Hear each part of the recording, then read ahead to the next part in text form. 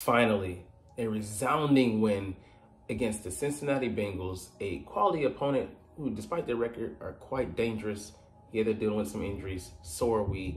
But we had a complete game, our most complete game, and a game where we faced adversity early, but overcame it, and also finally got in on the turnover battle for the first time in 4 or 5 weeks. I mean, I think since week 3.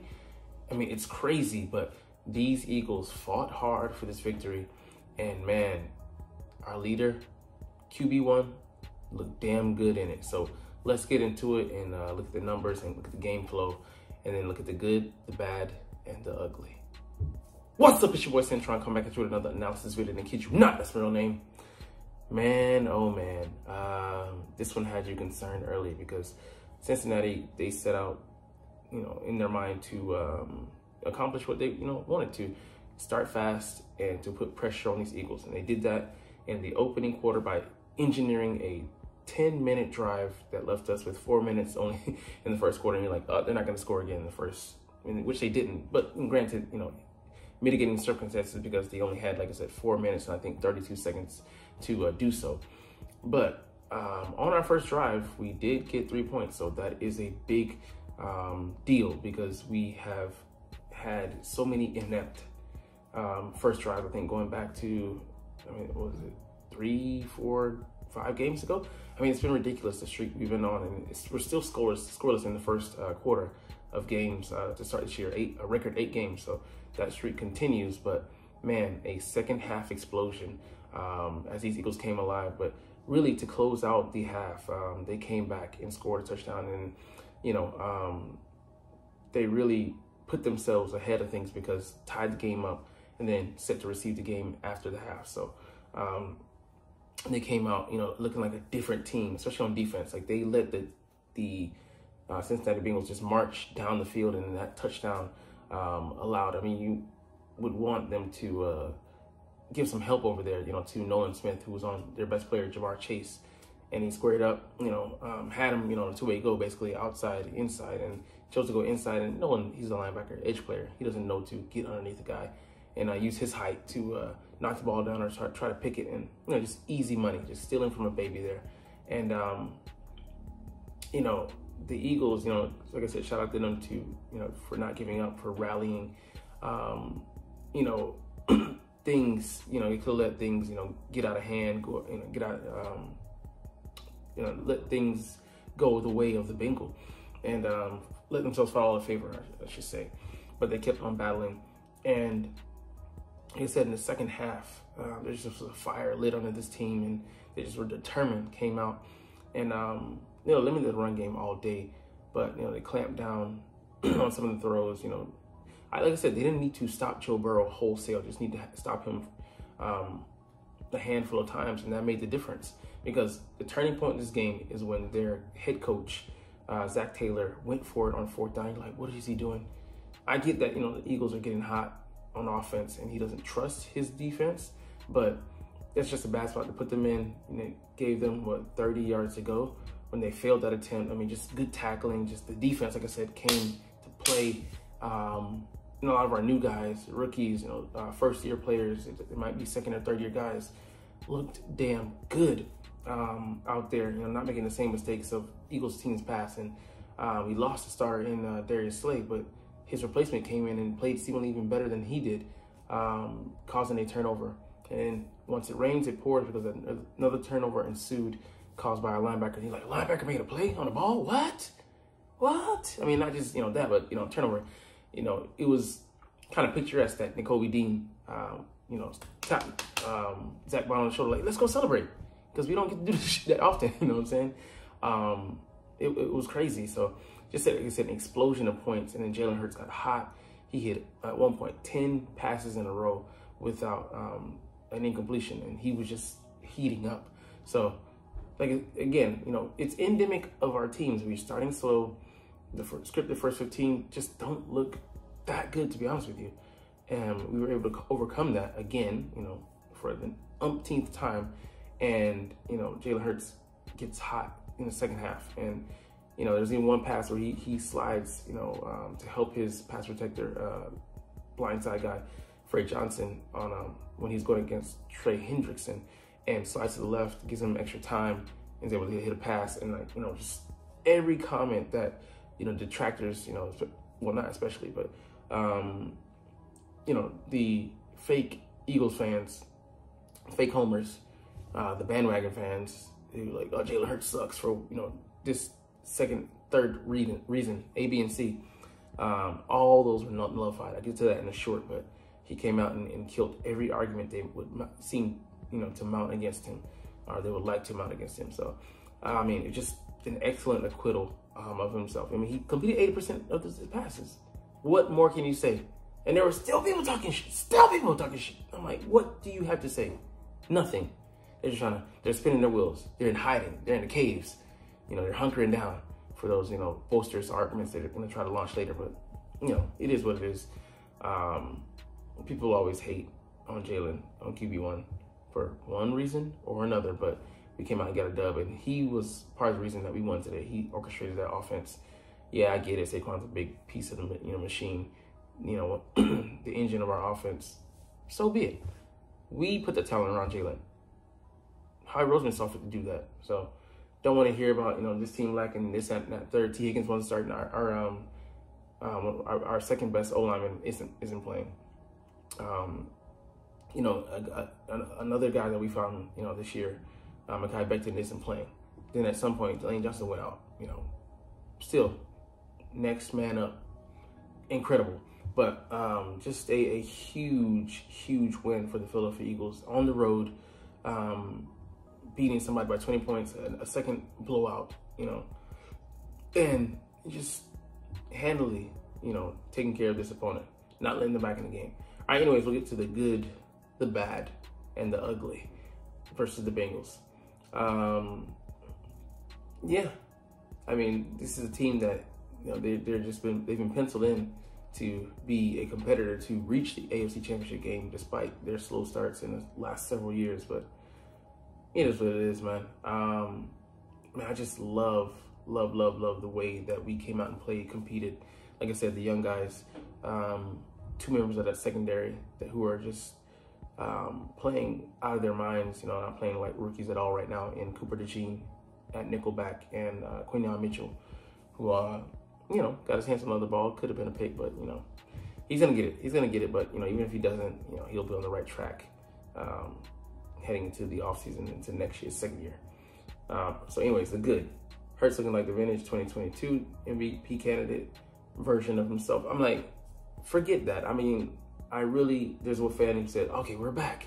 Or like, you know, he looks like, you know, he's 20. Stop comparing him to that, like, exclusively. Because he's more efficient, and the more efficient he is, the closer he is to the version, I think, of Kellen Moore that he wants him to be in this offense. Because go look at Dak Prescott today.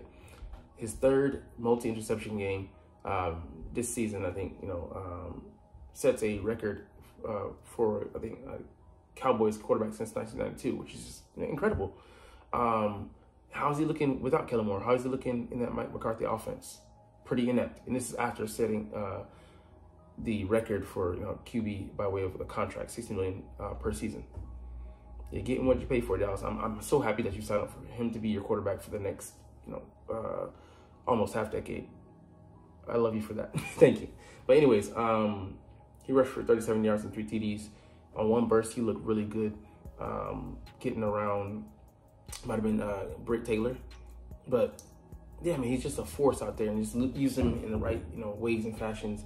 Some times to negate the pass rush by calling it a design quarterback run, and he got into the heart of that defense, and, you know, just killing their oomph, killing the drive. All right, Barkley plowing through the Cincinnati Bengals for a career high 108 on 22 yards, and then he at the 19-yarder. I mean, he just exploded through there. It just was, you're waiting for him to break a long one, and when it did happen, you're just like, it's inevitable. You cannot stop this guy from having an explosive or damn near one every game. So it was just apropos. All right, linebackers like Balling putting the game on ice, punching the ball out, you know, of Mike Gesicki's hands, and then Kobe Dean just to recover. I mean, it just a 180 from last season with our linebackers being inept and them, you know, making impact plays this season. You're like, what? Blitzes, getting sacks, causing forced fumbles. I mean, I'm sure, I mean, not sure. They're better linebackers in the league, but I really like the way these two guys are playing, and hopefully they can continue this and play in sync. And Barkley and Ben Van Sumeren grinding out the win. I mean, good things happen when Ben Van Sumeren is in there leading the ISO block, the counter trees. He's making those blocks on the backside. You know, Saquon Barkley's on the opposite side and rushing up the gut. It's just, it's a thing of beauty to see, man. He runs up there and celebrates every single time because he's making an impact. You know, a former fullback at such tight end at Michigan, and he at the high school level, he used to do, you know, he was running back, fullback, I think some receiver, and might have been some QB as well. But I mean, he was just doing it all, as well as I think playing some linebacker / safety. I mean, the guy is just an athlete, and I'm glad he's getting to show it. All right, Isaiah Rodgers causing that deflection that went to C.J. Gardner-Johnson. It was just like Johnny on the spot. C.J. was right there. When, I mean, yeah, I agree with Top Billing. Shout out to him and his channel. Excellent film reviews. But he tipped the ball right to him. I mean, left hand just up there, so casual, because he's in the hip pocket of the receiver. He had the leeway to use left hand instead of using his right, you know, to knock the ball away, and it fell right into the lap of C.J. Gardner-Johnson, who was waiting patiently there, like he almost knew that the ball was coming his way. Picked it off, you know, got 2 feet in. I mean, it just was a thing of beauty, and it was the first pick, you know, in a handful of games. I think the last one, Reed has our only other picks this season, and the first turnover in quite a while. All right, Elliott hit 3 TDs, 3 field goals, 49-yarder, one of the biggest ones to extend the lead after we got the ball back to 27-17 from that failed 4th down attempt that Chase got chased down by our rookie Cooper DeJean. Yeah, I mean, it was huge, you know. It's the fact that we can just count on him. He's the new Justin Tucker, at least for us, and just consistent, you know. Outside of Brandon Aubrey, I don't see a better kicker in the league. All right, receiver Devonta Smith, great concentration on the 45-yard touchdown rainbow from Hurts. I mean, it was a ball that traveled 60 yards, you know, in the air to get to him. Only a 45-yard completion. So I mean, like behind in the line, he scrambled back quite, you know, far, threw it to him, and then, you know, Devontae eyes the ball, you know, looks it in, jumps up into the air, snags it, and then, you know, through making the contact with the ground, is able to hold on to it. Just, I mean, an amazing play by him on, I think, Mike Hilton, you know. So, I mean, despite him being like smaller in stature, man, Thin Diesel, as Top Billing affectionately calls him, is a monster, man. And we'd have a bounce back game after what he did last year. I mean, last game. You know, he did start the game the same way. Had 1 catch for -2 yards. All right, the Eagles opening drive of the second half. Went down 70 yards, 8 plays, and scored a touchdown. I mean, to take the first lead, just great, man. Grant Calcaterra playing a huge role in that. You know, he's stepped up huge in a receiving game with Dallas Goedert out. And, yeah, man, it's a thing of beauty to see that they're able to put together these drives and, like, just overwhelm teams and impose their will on these opponents. All right, Calcaterra's ceiling block on Cincinnati quarterback TJ Turner. Let's see.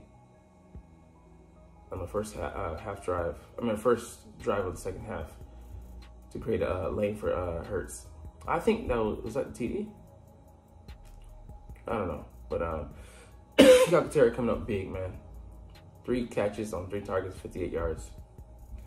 I mean, he's just getting that work, man, and I'm encouraged because Dallas Goedert, when he went out, I was like, man, who's gonna pick up the slack?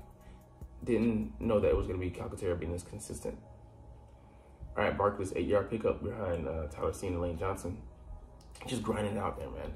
And it was huge when he was getting, you know, putting us in front of the sticks. You know, 7-yard, 5-yard, 8-yard gains. It makes it easy for us to come and pick up those other yards. You know, the whole playbook is open. So, you know, credit to him. Like I said, Fred Johnson doing a terrific job on Trey Henderson. only allowed 1 pressure in 13 attempts. So, I mean, you couldn't ask for a better, for him to hold up any better than that, him being a replacement. And, you know, him, Steen coming in, just, you know, playing like they are the de facto starters. And there's one more thing I'm forgetting, but yeah, Fred Johnson, he did have one, I saw, maybe more, a chip block, you know, assist by Gainwell, but other than that, I mean, I love that they're mixing it up though, because I mean, you know that he needs some help. I'm glad that they did decide to assist him. Hurts first half. Yeah, man, I mean, he just, you know, picking spots and, you know, hitting AJ Brown over the middle. What? Short passes, being decisive. What? You know, the stuff that you guys say he can't do.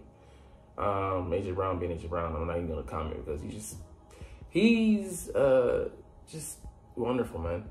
Where he fights for yards and finds holes in zones. I mean, I saw him do that when we needed it after a self-inflicted wound. Yeah, got the first down. Beautiful. Yeah, after Tyler Steen's unnecessary roughness call. All right, Nolan Smith gets a, you know, half sack. I mean, like I said, looks like he's figuring things out. A lot of pressure on him in his first year, but, you know, he's healthy with that shoulder, and, you know, he looks to just be, you know, putting on experience, the only layer that he needed. Yeah, first time we scored on an opening drive. Damn. Nice open field tackle by Nakobe Dean. Yeah, I mean, it's nice to see him get that redemption there, and hopefully he can continue to stack. All right, the bad defensive tackle. Milton Williams getting rolled out by a left tackle. I'm like, those things are going to happen. And then Quinyon Mitchell getting schooled a little bit by Chase. That's going to happen as well. Let's see. Smith's false start.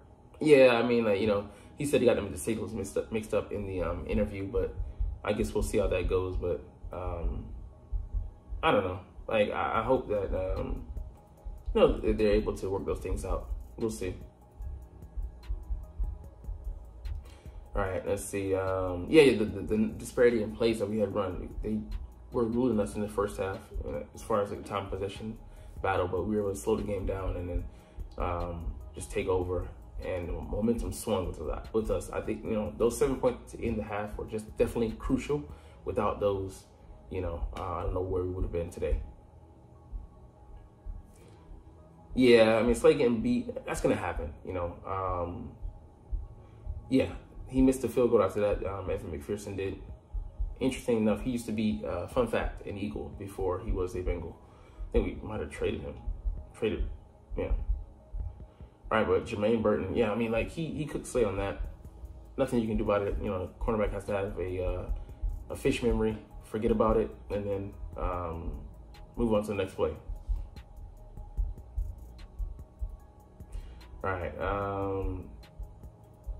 Yeah, I think I don't know if that was the one where he just lost him, and, you know, there was some plays where we lost, like, receivers. I think Mike Gesicki, you know, we let him get washed, and, like, who the hell is covering this guy? But, you know, outside of a few coverage busts, we were pretty money this game on defense. Yeah, you know, and you saw Nick doing this, the ugly, you know, and, like, it's just who he is. Love it, hate it, accept it or don't. It's gonna be Nick Sirianni. Yeah, that holding penalty. I don't remember.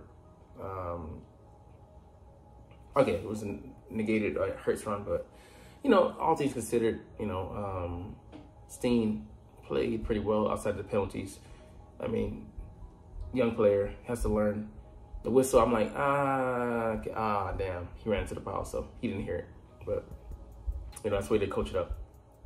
You take, you know, the good with the bad.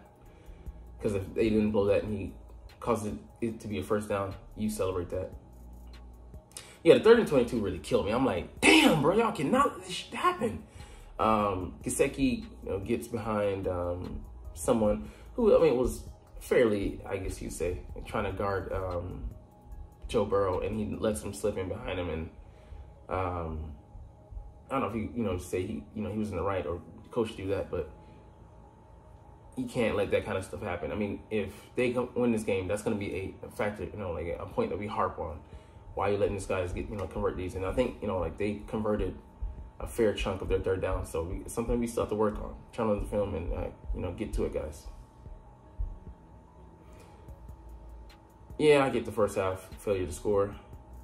And the first drive, and I think their first 3 drives, they had like 140, 50, 60 yards. So like I said, there's a lot of things to work on, but, overall, you'll take this, and the fact that they pulled away in another blowout win consecutive, and then, it feels like they're starting to build, starting to string things together, starting to connect things and connect the dots, has you highly encouraged at this point in the season. We'll just take it, week by week, trying to go, 1-0 each week, but this leaves you with a lot of positives, and, those guys will get to it in the building and break down, weaknesses and things they need to work on. So anyways, longer video than I expected, but hey, you're not even watching them, but it's all good because I love talking about the freaking stinking Philadelphia Eagles, and I love making these videos. So we'll chunk the deuces officially, but as always, it's fly Eagles fly, and let's motherfucking go. Like, comment, share, and subscribe. Thanks for watching. Check me out at Cintron, Cintron Anime, Cintron Life, or Cintron Laughs, or other social media.